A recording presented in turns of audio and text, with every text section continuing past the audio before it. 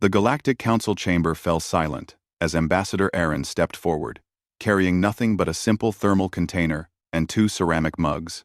The assembled delegates beings of crystalline thought, gaseous intelligence, and ancient wisdom watched with barely concealed skepticism. Humanity's petition for peace with the Valorian collective had been denied 17 times. The cubs, as humans had taken to calling the formidable feline warriors, had ravaged 3 human colonies in the outer reach, and the council saw no path to reconciliation.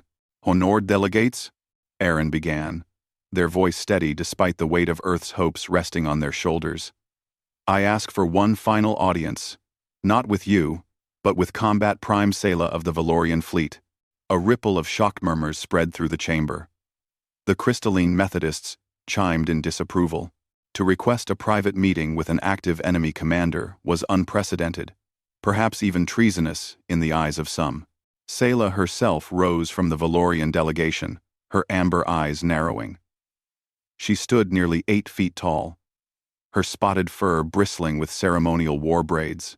Every inch of her radiated lethal grace and barely restrained violence. "The human wishes to face me alone? Perhaps they seek an honorable death. I seek conversation," Aaron replied simply. 30 minutes. Just you and me. If I fail to change your mind, humanity will accept the Council's judgment and withdraw our petition. The head counselor, an ancient being whose species had forgotten the concept of war millennia ago, deliberated. Finally, they gestured to a small antechamber. 30 minutes. We shall bear witness through observation only. No weapons, no subterfuge. Sela's laugh was like thunder. "I need no weapons to end a human." But she followed Aaron into the chamber nonetheless, curiosity flickering behind her predatory gaze. The door sealed behind them. The antechamber was sparse, just 2 chairs facing each other and a small table between them. Aaron set down the thermal container and mugs with deliberate care, then looked up at Sela, who remained standing, arms crossed. "Please, sit," Aaron said, taking their own seat. "I stand. Say what you must, then accept your failure." Aaron nodded, unscrewing the thermal container. A rich, sweet aroma immediately filled the small room. Sela's nostrils flared involuntarily, her ears perking forward despite herself. "This," Aaron said, pouring a dark, steaming liquid into both mugs, "is hot chocolate. It's made from the beans of a plant we call cacao, mixed with milk, sugar, and vanilla. We've been drinking it for thousands of years, long before we reached the stars." Sela's tail flicked with annoyance. "You waste my time with beverages? Not just any beverage." Aaron reached into their pocket and pulled out a small bag. From it, they extracted several white, puffy objects and dropped them into both mugs where they floated on the surface. Marshmallows. They're made from sugar, gelatin, and air. Children love them. "Children," Sela repeated, her voice dripping with disdain. "You think me a child to be one with sweets? No." Aaron's eyes met hers with unwavering honesty. "I think you're someone who has forgotten what it means to be one." The words hung in the air like a challenge. Sela's claws extended reflexively, scoring marks in her armrests. But Aaron continued, pushing one mug across the table. "Combat Prime Sela, your service record shows 53 years of continuous warfare. You've known battle since you were barely past your adolescence. The Valorian collective has been at war with someone for 7 generations." Aaron picked up their own mug, blowing gently across the surface. "When was the last time you did something that wasn't about survival or combat? We are warriors. It is our way. People, it's your tragedy." Aaron took a sip, closing their eyes as the warmth spread through them. "We humans. We're warriors too. We've fought each other for our entire history. We nearly destroyed our own planet 3 times before we finally learned. But you know what saved us? Cow. Reed." Sela said nothing, but her stance had shifted slightly, less aggressive. Moments like this. Small acts of comfort and peace. A parent making hot chocolate for their child after a nightmare. Friends sharing warmth on a cold evening. Strangers offering kindness when kindness isn't required. Aaron gestured to the untouched mug. Your people attacked our colonies because we expanded into territory you claimed through right of conquest. We responded with military force because we thought that was the only language you understood. But what if we were both wrong? Words do not change the reality of conflict. No, but they can change why we fight. I know about the Valorian concept of den right, the sacred responsibility to protect the young and the home. Your people aren't bloodthirsty.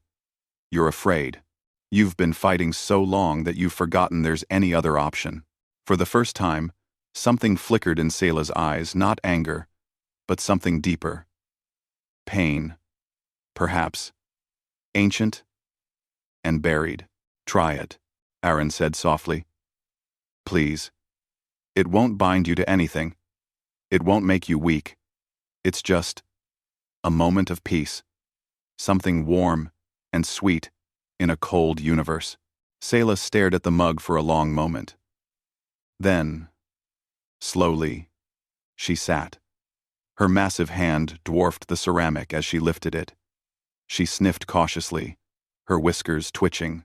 Finally, she took the smallest sip. Her eyes widened. She took another sip, larger this time. Then another. When she lowered the mug, there was something new in her expression. Wonder. Fragile and uncertain. She struggled for words in a language designed for war songs and battle cries. It's warm. Yes. Not just temperature. Her voice cracked slightly. I had forgotten warmth could be like this. Aaron smiled gently. There's more.